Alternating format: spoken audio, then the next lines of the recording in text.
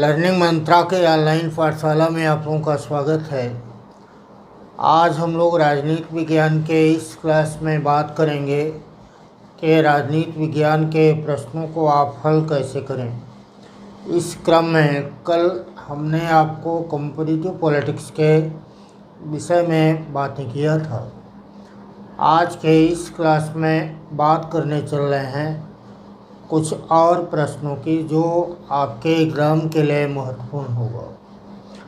और उन प्रश्नों में आज हम बात करना चाह रहे हैं पाश्चात्य विचारक की, और पाश्चात्य विचारक में बात करना है पाश्चात्य विचारक में बात करना है और दो मुख्य विचारक आते हैं और उस पर आधारित सवाल आपके एग्ज़ाम में हर हाल में पूछा जाता है। और उन विचारकों का नाम है प्लेटो और अरस्तु। प्लेटो और अरस्तु के ऊपर चाहे टीजीटी का एग्ज़ाम हो, चाहे पीजीटी का एग्ज़ाम हो, या यूजीसी का एग्ज़ाम हो, असिस्टेंट प्रोफेसर का एग्ज़ाम हो, इस पर आधारित सवाल अवश्य ही पूछा जाता है। आपने इसका रेगुलर क्लास में अध्ययन भी किया है, अभ्यास भी किया है, इसलिए उसी पर आधारित कुछ सवालों की बात आपसे डिस्कशन में आज करने की इच्छा है। तो आज आपको उसी पर आधारित सवालों को बतलाना है। सबसे पहला सवाल है कि पाश्चात्य राजनीतिक विचार दर्शन में सर्वप्रथम आदर्शवाद का प्रतिपादन किसके द्वारा किया गया।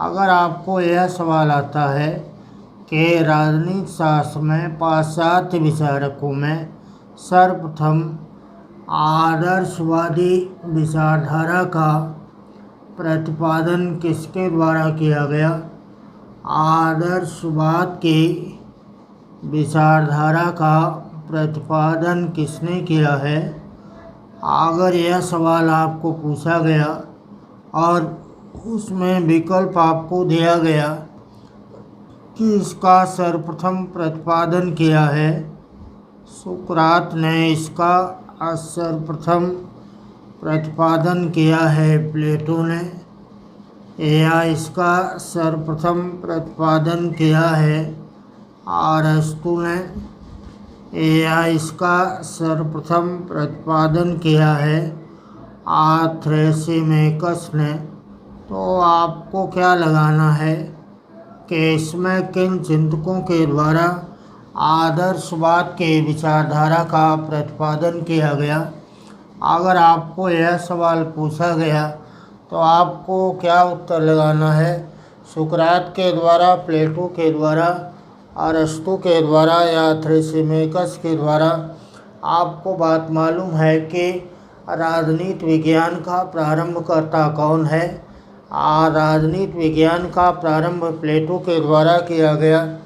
और आदर्शवाद का जन्म किस देश में हुआ, ग्रीक में, फ्रांस में या इंग्लैंड में, क्या लगाएंगे, ग्रीक में। और इसका प्रारंभकर्ता कौन है, प्लेटो। इसलिए प्लेटो को आदर्शवाद का पिता कहते हैं, इसलिए राइट आंसर क्या होगा, और इसका राइट आंसर हो जाएगा प्लेटो। आदर्शवाद के विचारधारा का सर्वप्रथम आदर्शवाद के विचारधारा का प्रतिपादन किया गया सुकरात, प्लेटो, अरस्तु और थ्रेसिमेकस में किसके द्वारा, प्लेटो के द्वारा इसका प्रतिपादन किया गया। और आदर्शवाद राजनीति विज्ञान की वह विचारधारा है जो इस बात पर बल देता है कि राज सर्वोच्च है, राज्य साध्य है और राज्य स्वाभाविक है। इसलिए राज्य के सर्वोच्चता का पहला प्रतिपादक कौन है। अगर आपको यह सवाल भी पूछा जाता है तो प्लेटो। राज्य को सर्वप्रथम साध्य किसने माना, अगर यह सवाल भी पूछा जाता है तो उसका भी उत्तर क्या होगा, प्लेटो। अगर आपको यह सवाल आता है कि राज्य की प्रकृति को सर्वप्रथम स्वाभाविक किसने माना, तो आपको बतलाना है इसका भी उत्तर क्या होगा, प्लेटो। क्योंकि यह आदर्शवाद और आदर्शवाद तीन मूल तत्वों पर आधारित है, और ये तीन मूल तत्व हैं। राज्य साध्य होगा, राज सर्वोच्च होगा, राज स्वाभाविक होगा। इसलिए इस सवाल के साथ साथ आपको यह बात याद कर लेना है कि अगर यह तीनों पर भी सवाल आता है कि इसका प्रतिपादक कौन होगा, तो आपको लगाना है प्लेटो। प्लेटो के बचपन का नाम क्या था? अरिस्टोक्लेस था, लेकिन व्यायाम शिक्षक के द्वारा चौड़े कंधे को देखकर इनका नाम प्लेटो रखा गया और जगत में यह नाम कालांतर में प्रसिद्ध भी हो गया। तो सवालों को हल करते और अभ्यास के दौरान इसी बात का आपको अध्ययन करना है, क्योंकि एक सवाल केवल एक सवाल नहीं है, बल्कि एक सवाल में कई अन्य सवाल भी छिपे हुए हैं। अगर आपको ये नहीं आया आज तो आपको ये आ जाएगा, यह आ सकता है या यह सवाल आ सकता है। सब पढ़े रहेंगे, कोई कन्फ्यूज़न नहीं होगा, सब जानते रहें। अगर आपको दूसरा ये भी आ जाता है कि आदर्शवाद की विशेषताएं क्या हैं, तो आपको लगा देना है कि आदर्शवाद की विशेषताएं आपको आया कि ये ए है, ये बी है, ये सी और ये डी, तो आपको लगा देना है कि उपरोक्त सभी कथन इसमें सत्य हैं, सभी विशेषताएं इसमें पाई जाती हैं। ये बात आपने लगाया। देखिए, उसके बाद हमको अगला सवाल आपके लिए है। सवाल यह है कि प्लेटो के द्वारा लिखी गई पुस्तक, प्लेटो के द्वारा कई किताबों का लेखन किया गया। प्लेटो के द्वारा जिन पुस्तकों का लेखन किया गया, उन पुस्तकों में कौन सी ऐसी पुस्तक है जिसे न्याय का दोहरा शीर्षक दिया गया? आपको यह सवाल आया कि कौन ऐसी पुस्तक है जिसको न्याय का दोहरा शीर्षक दिया गया है। यह दूसरा प्रश्न आपके लिए दिया हमने, और इसमें अल्टरनेट पहला आपको दिया गया कि यह पुस्तक का नाम है क्या? रिपब्लिक। इस पुस्तक का नाम है अपोलॉजी।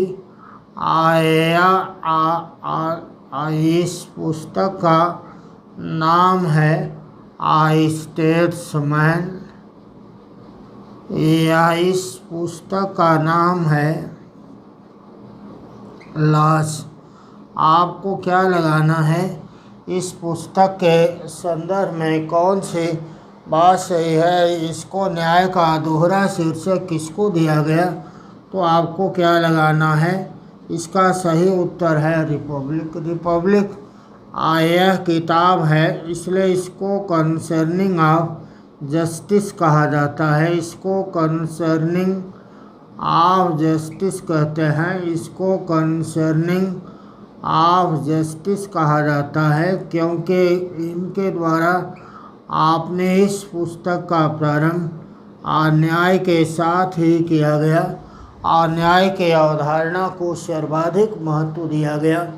इसीलिए रिपब्लिक का अर्थ जहाँ गणराज्य होता है, कंसर्निंग ऑफ जस्टिस कहने के कारण इसका अर्थ क्या हो गया? न्याय। इसलिए अगर आपको सवाल आता है कि न्याय किस किताब को न्याय का दोहरा शीर्षक मिला, तो आपको क्या लगाना है? आपको बताना है कि यह किताब है रिपब्लिक, और दूसरा रिपब्लिक किताब यह आदर्शवाद पर आधारित है। यह आदर्शवादी है और यह एक आइडियल राज्य की स्थापना पर आधारित रहा। इसलिए आइडियल राज्य की स्थापना करने के लिए इनके द्वारा प्रतिपादन किया गया था किसका? दार्शनिक राजा का। दार्शनिक राजा के शासन का इनके द्वारा समर्थन किया गया था। तो आपको लगाना है कि दार्शनिक राजा के शासन का विचार किसने दिया, और लाज इनके वह किताब है जो यथार्थ पर आधारित है। इसमें यथार्थ की बातें कही गई हैं यह यथार्थवादी विचारधारा पर आधारित है, इसमें वास्तविकता पाई जाती है। इसलिए यह दो सवाल आपने इसमें देखे पढ़ा।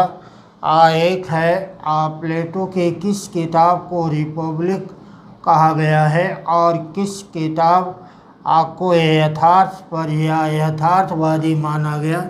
हमको अगर ऐसा सवाल पूछा जाता है तो आपको लगाना है कि रिपब्लिक को हम न्याय का दोहरा शीर्षक देते हैं और इसको कंसर्निंग ऑफ जस्टिस कहा जाता है। अगला सवाल आपको यह पूछा गया कि प्लेटो के ऊपर सर्वाधिक प्रभाव किसका पड़ा। प्लेटो के राजनीतिक विचारधारा के ऊपर अनेक स्रोतों का प्रभाव है। प्लेटो के विचार दर्शन पर अनेक स्रोतों का प्लेटो के विचार दर्शन पर अनेक स्रोतों का प्रभाव है, लेकिन इन पर सर्वाधिक प्रभाव प्लेटो के ऊपर सर्वाधिक प्रभाव किसका पड़ा, सर्वाधिक प्रभाव किसका पड़ा है। आपको अगर यह सवाल पूछा गया तो पहला अल्टरनेट इसमें दिया गया पाइथागोरस का इनके ऊपर सर्वाधिक प्रभाव पड़ता है। और दूसरा आपको दिया गया कि इनके ऊपर एंटीफोन का सर्वाधिक प्रभाव पड़ता है। अगला इसमें दिया गया कि इनके ऊपर सुकरात का प्रभाव सर्वाधिक पड़ता है। और लास्ट में इन पर दिया गया उपरोक्त सभी का प्रभाव इनके ऊपर पड़ता है। तो आपको क्या बताना है कि इसका सही उत्तर क्या होगा। इसका सही उत्तर है सुकरात। सुकरात का इनके विचारों के ऊपर सर्वाधिक प्रभाव पड़ा और इसलिए इस पर अगला सवाल भी आपको आएगा कि प्लेटो के रूप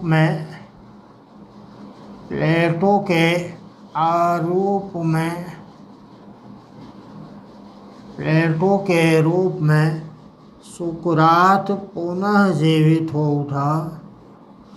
सुकरात पुनः जीवित हो उठा। पुनः जीवित हो उठा, यह कथन किसका है। आपको आया कि यह कथन किसका है। आपको बताना है कि यह कथन है मैक्सी का। इस बात को नोट कर लें, मैक्सी का। दूसरा भी सवाल इसी पर आता है। प्लेटो ने अपने ग्रंथों को लिखा है उसने नाटक शैली में, और अपने नाटक का अभिनेता भी इनके द्वारा किसको बनाया गया, यह सवाल भी पूछा गया। अगर यह सवाल आपको पूछा जाता है तो इसका उत्तर आपको क्या लगाना है, सुकरात। सुकरात के द्वारा अपने ग्रंथों को नाटक शैली में लिखा गया। यद्यपि इनकी शैली का नाम था संवाद या डायलॉग शैली। संवाद या डायलॉग शैली के रूप में, वार्तालाप शैली के रूप में लिखा था। बट आपने नाटक का अभिनेता इनके द्वारा जिसको बनाया गया, तो वह नाटक का अभिनेता इनके कौन था। इनके नाटकों का अभिनेता बनाया गया था सुकरात को। इन्होंने आपने नाटक का अभिनेता बनाया सुकरात को। आप देखें, ये अगर इस पर आधारित सवाल आपको पूछा गया तो आपने लगा दिया कि प्लेटो के ऊपर सर्वाधिक प्रभाव पड़ा है किसका, तो सर्वाधिक प्रभाव पड़ा है सुकरात का। अगला सवाल आपके एग्जाम के लिए, प्लेटो के द्वारा किसका समर्थन किया गया है? प्लेटो के द्वारा किसका समर्थन, चौथा प्रश्न है, प्लेटो के द्वारा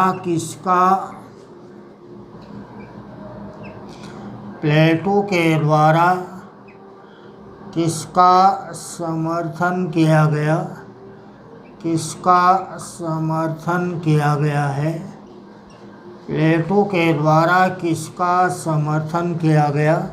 सबसे पहला अल्टरनेट है प्रजातंत्र का, दूसरा आपको दिया गया निरंकुश तंत्र का, और तीसरा इसमें आपको सवाल के रूप में आया कि राजतंत्र का, और चौथा इसमें आया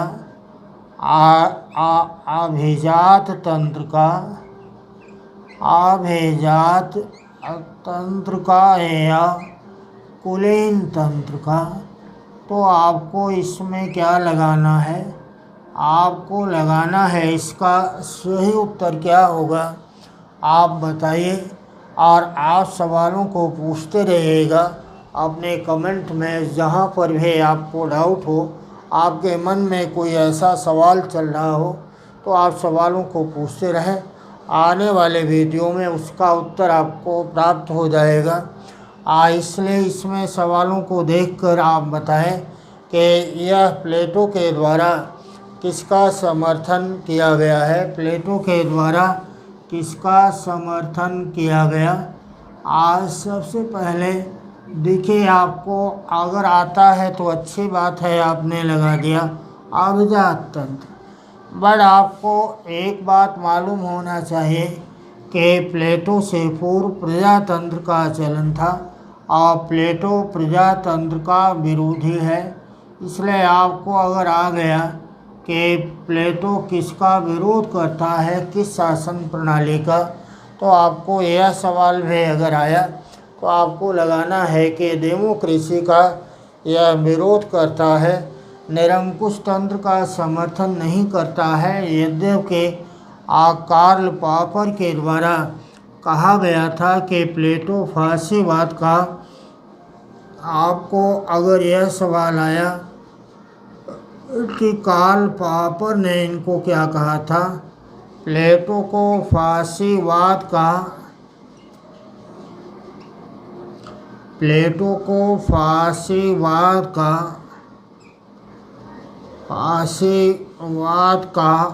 पहला प्रवक्ता कहा था कि फासीवाद का पहला प्रवक्ता है। इसलिए अगर हमको सवाल पूछा गया कि फासीवाद का पहला प्रवक्ता प्लेटो को किसने कहा, तो कार्ल पॉपर। और कार्ल पॉपर की एक किताब है, वह सवाल भी आपको बार बार पूछा गया, open society and it's enemies. आपको यह प्रश्न पूछा जाए कि यह किताब किसकी है, तो क्या लगाना है? यह किताब कार्ल पॉपर ने लिखा।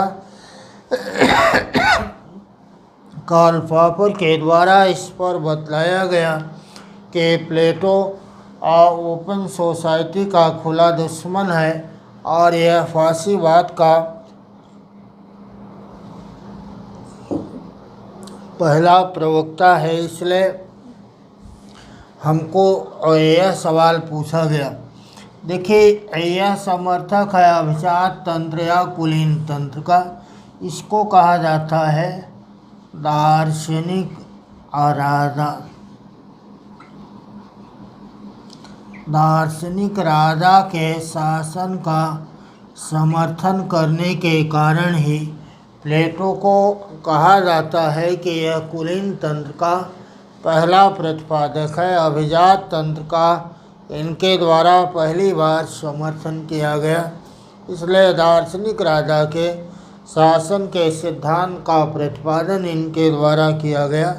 दार्शनिक राजा के शासन के कारण ही कुलीन तंत्र का समर्थक कहा जाता है प्लेटो को। अगला सवाल हमको इसमें पूछा गया कि प्लेटो के अकेडमी का नाम क्या था।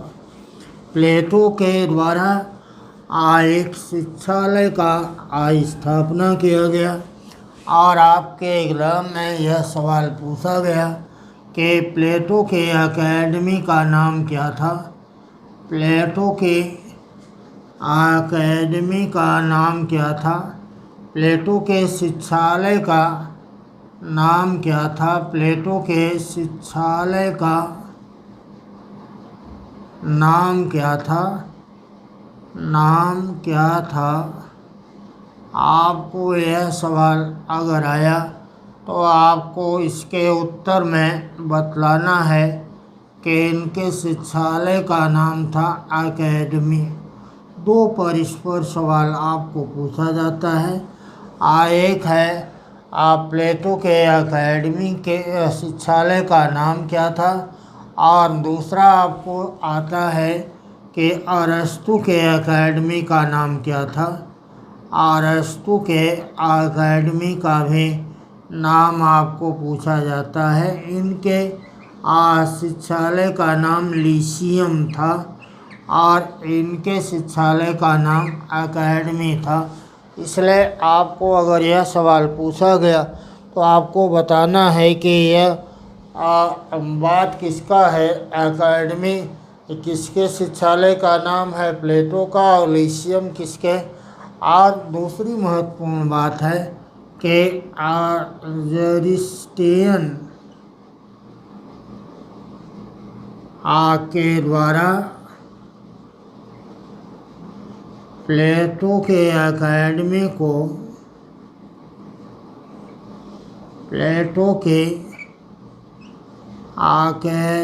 को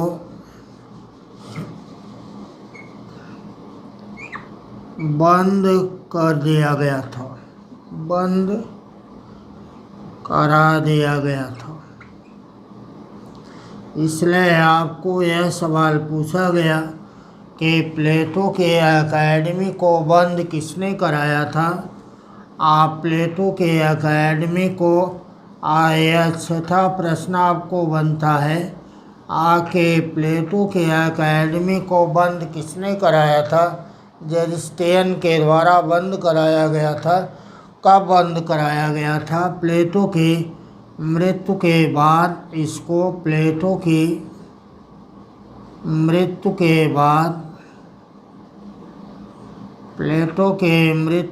बाद इसे बंद करा दिया गया था। और प्लेटो के अकेडमी शिक्षालय का नाम अकेडमी है और अरस्तु के शिक्षालय का नाम लीसियम है। यह सवाल आपको पूछा गया और इसलिए आपको अगर यह सवाल आता है कि ज़ेरिस्टियन प्लेटो के अकेडमी को उसके मृत्यु के बाद किसने बंद करा दिया था, तो आपको लगाना है ज़ेरिस्टियन के द्वारा प्लेटो के अकेडमी को उसके मृत्यु के उपरांत बंद करा दिया गया था। आपको अगला सातवां सवाल है कि प्लेटो के द्वारा अपना दार्शनिक इरादा प्लेटो ने अपना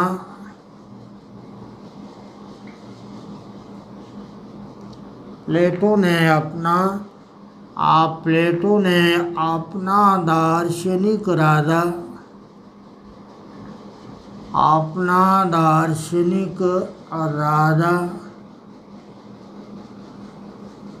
किसे बनाया था। आपको आया यह सवाल तो आपको बतलाना है। इसमें थे डियोनीसियस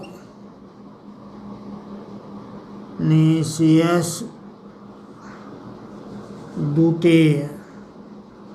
इसलिए आपको अगर यह सवाल आया तो आपको बतलाना है डियोनीसियस द्वितीय के द्वारा। द्वितीय को इन्होंने दार्शनिक राजा बनाना चाहा। देखिए प्रश्न संख्या आपको 8 में पूछा प्लेटो ने किस विषय को प्लेटो ने किस विषय को सर्वाधिक महत्व अपनी शिक्षा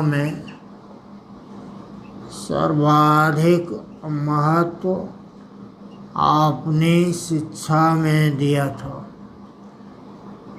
अपनी शिक्षा में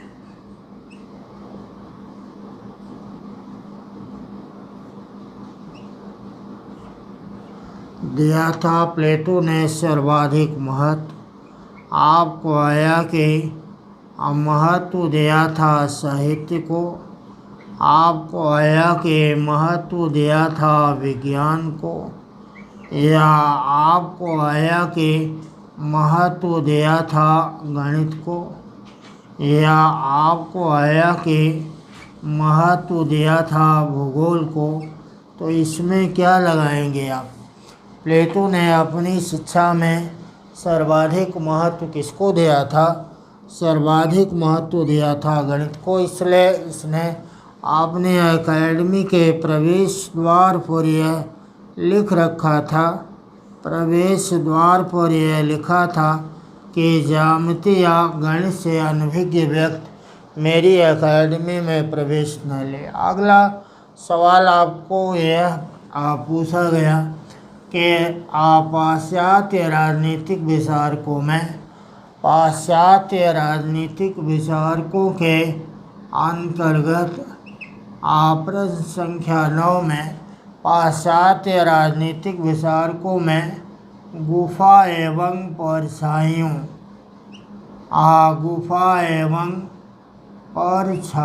के विचार का प्रतिपादन किसके द्वारा किया गया?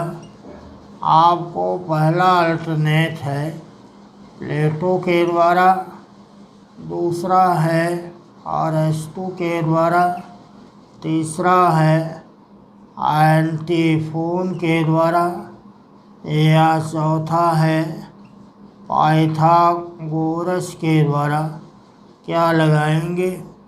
आपको बताना है कि इसका सही उत्तर क्या है।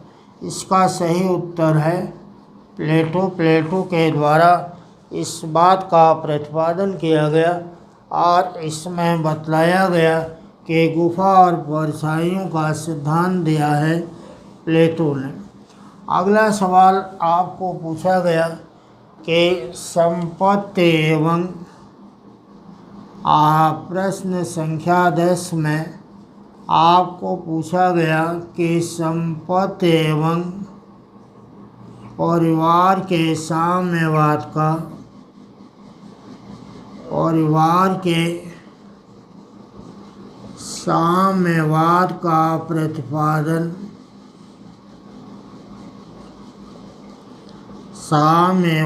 का प्रतिपादन किसने किया है? इसमें सवाल दिया गया कि यह विचार है सुकरात का, या यह विचार है रॉबर्ट ओवन का, या यह विचार है प्लेटो का, या यह विचार है अरिस्टो का? क्या लगाएंगे? संपत्ति एवं परिवार का दोहरा साम्यवाद किसने दिया था? प्लेटो ने। इसीलिए प्लेटो के द्वारा कहा गया कि परिवार घातक संस्था है। परिवार के शासक और सैनिक वर्ग को कंसन और कामनी से दूर रहना चाहिए। शासक और सैनिक वर्ग को मिला करके इसने एक नए वर्ग का नामकरण किया था, जिसको अभिभावक वर्ग या संरक्षक वर्ग के नाम से जाना जाता है। इसलिए इस पर भी 2 सवाल आपको पूछे जाते हैं। अभिभावक वर्ग की संकल्पना किसने दिया? प्लेटो ने। बुजुर्गा वर्ग की संकल्पना किसने दिया? कार्ल मार्क्स ने। चलिए सवालों के इस श्रृंखला में राजनीति विज्ञान के सवालों को आप हल कैसे करेंगे अपने एग्ज़ाम में, इस श्रृंखला में हमारा आज का ये दूसरा क्लास था। और इस क्लास को आपने पढ़ा, आप इसको देखें और आपके मन में नए सवाल और नए टॉपिक की कोई बात आती है तो आप कमेंट में हमको सूचित करें, उस पर भी आपको जवाब दिया जाएगा। हमारा रेगुलर ऑनलाइन बैच लगातार चल रहा है। जो विद्यार्थी उस ऑनलाइन बैच में एडमिशन लेने के इच्छुक हैं और वे दिए गए नंबर पर कॉल या व्हाट्सएप करके संपूर्ण जानकारी हासिल कर सकते हैं। चलिए, आज की बात यहीं तक थी। अगले क्लास में कल पुनः मुलाकात करते हैं। तब तक के लिए धन्यवाद। जय हिंद।